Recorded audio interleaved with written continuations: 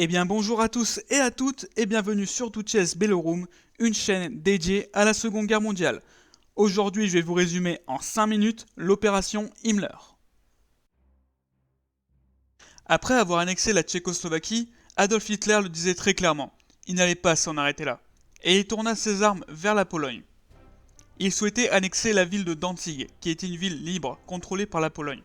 Donc contrôlée au niveau économique, des transports, au niveau administratif et aussi au niveau militaire, avec une garnison présente à Danzig. L'Allemagne, officiellement, souhaitait la construction d'un chemin de fer et d'une autoroute, qui traverse le pays pour relier l'Allemagne à la Prusse orientale. La Pologne refusait toute extraterritorialité au niveau du corridor de Danzig. Elle était prête à défendre sa position avec les armes s'il le fallait. Par contre, elle était prête à laisser l'usage d'une partie de son port à l'Allemagne.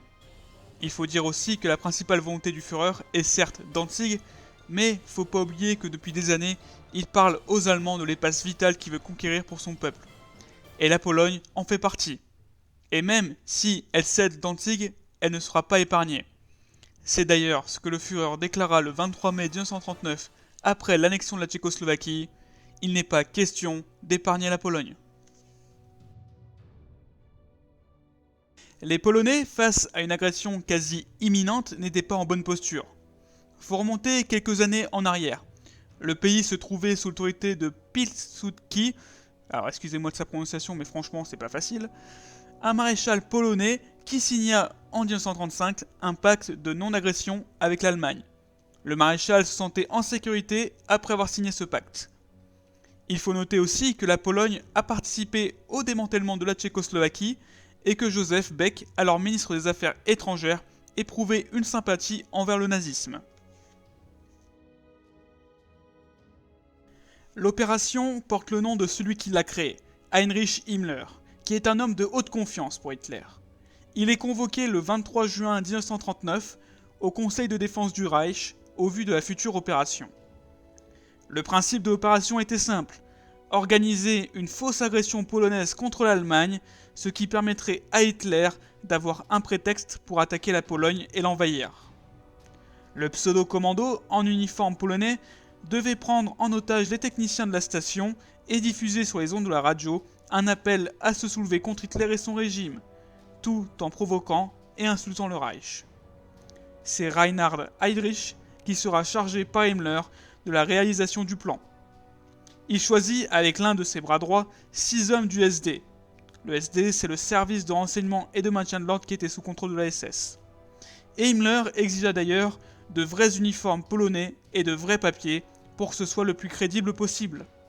Wilhelm Kanary, chef cette fois-ci du service de renseignement de la Wehrmacht, était opposé à l'opération, étant à même de l'empêcher. Mais son supérieur Wilhelm Keitel, chef de l'Oberkommando der Wehrmacht, approuve le plan et lui ordonna de suivre les directives des SS.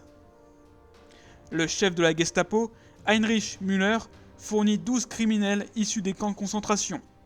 Ils seront déguisés en polonais et Heydrich leur a promis qu'ils seront libérés après cet acte héroïque. Ils seront pourtant abattus pour laisser la preuve que les Polonais ont mené cette attaque. Le 31 août 1939, après que l'ultimatum allemand soit envoyé aux Polonais, l'opération fut déclenchée. Le soir même, vers 19h30, 2 automobiles s'arrêtent près du bois de Rabito, à la frontière germano-polonaise, et des hommes sortent du coffre des véhicules. Ce sont les SS et les criminels qui se changent dans la foulée en soldats polonais. Ils s'arment et s'infiltrent pour rallier la station de radio. Le technicien qui accompagnait les SS ne savait pas se servir de l'émetteur de Gleiwitz. Il diffusa tout de même le message qui commença par « Attention, ici Gleiwitz, la station de radiodiffusion se trouve en main polonaise. » Et il passe son message. Comme dit, il ne savait pas s'en servir, et l'antenne de station pouvait diffuser à haute portée, mais le message sera diffusé seulement au niveau local. Qu'importe, le plan se déroule comme prévu, et de toute manière le plan peut continuer. Une fois sortis de la station, les prisonniers sont tous abattus. Leurs cadavres sont arrangés pour laisser paraître à une intervention allemande. Les SS, une fois changés, convoquent des journalistes pour témoigner de l'attaque. La propagande nazie se servit directement de cette opération pour justifier de l'attaque de la Pologne. Le lendemain, le 1er septembre 1939, à 4h30, l'invasion de la Pologne est lancée et la Seconde Guerre mondiale fait que commencer. L'opération dura que quelques minutes seulement, grand maximum 15 minutes. Mais ce plan méconnu, pourtant très important, permit aux Allemands d'avoir ce qu'on appelle un casus belli valable pour l'attaque de la Pologne. On peut noter aussi que c'est les SS qui ont mené cette opération. La Wehrmacht apporte qu'un soutien logistique et matériel avec la fourniture des tenues et des papiers polonais. Il faut savoir aussi que peu de personnes étaient au courant de cette opération. Même lors de l'attaque de la Pologne, les Alliés n'étaient pas du tout au courant de ce qui s'était passé la veille du 1er septembre 1939. C'est seulement après la guerre que les Alliés vont découvrir tous les plans menés par les Allemands avant le 1er septembre 1939. Et voilà, c'est la fin de la vidéo, j'espère qu'elle vous a plu.